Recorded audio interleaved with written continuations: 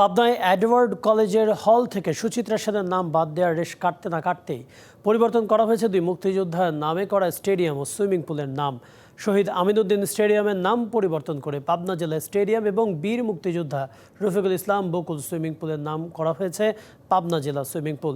এতে মুক্তিযোদ্ধা, শহীদ পরিবার ও সর্বস্তরের মানুষের মাঝে তীব্র সমালোচনা ও ক্ষোভের সৃষ্টি হয়। 1971 সালের 26শে মার্চ পাকিস্তানি হানাদার বাহিনীর নির্মম নির্যাতনে শহীদ হন অ্যাডভোকেট আমিনউদ্দিন।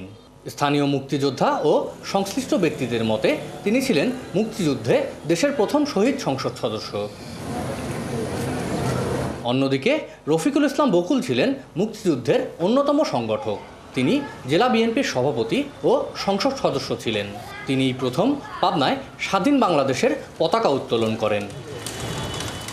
দুই মুক্তিযোদ্ধার স্মৃতির প্রতি শ্রদ্ধা জানিয়ে পাবনা স্টেডিয়াম ও সুইমিং পুলের নামকরণ করা হয়। কিন্তু সম্প্রতি এই দুই ক্রীড়া স্থাপনার নাম পরিবর্তন করে নতুন নাম রাখা হয়েছে জেলা স্টেডিয়াম ও জেলা সুইমিং পুল। ক্রীড়া স্থাপনা থেকে দুই মুক্তিযোদ্ধার নাম বাদ দেওয়ায় প্রতিবাদ ও সমালোচনার ঝড় উঠেছে।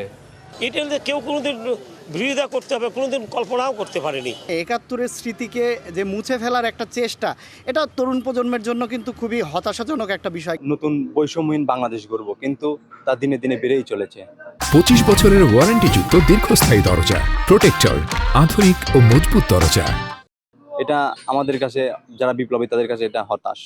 এই সিদ্ধান্তকে হঠকারী ও গভীর ষড়যন্ত্র হিসাবে দেখছেন মুক্তিযোদ্ধা ও শহীদ পরিবারের সদস্যরা।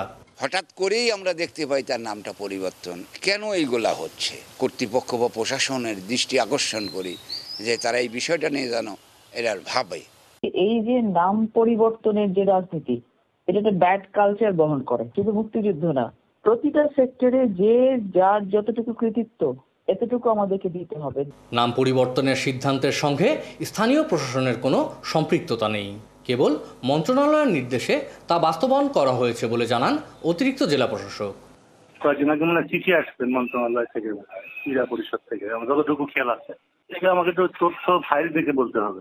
মুক্তিযোদ্ধাদের অবদান অস্বীকার করা মানে জাতিকে অবমাননা করা জানিয়ে দ্রুত নাম পুনর্বহালের দাবি জানিয়েছেন স্থানীয়রা। Partha Hasan, DBC news, Pabna.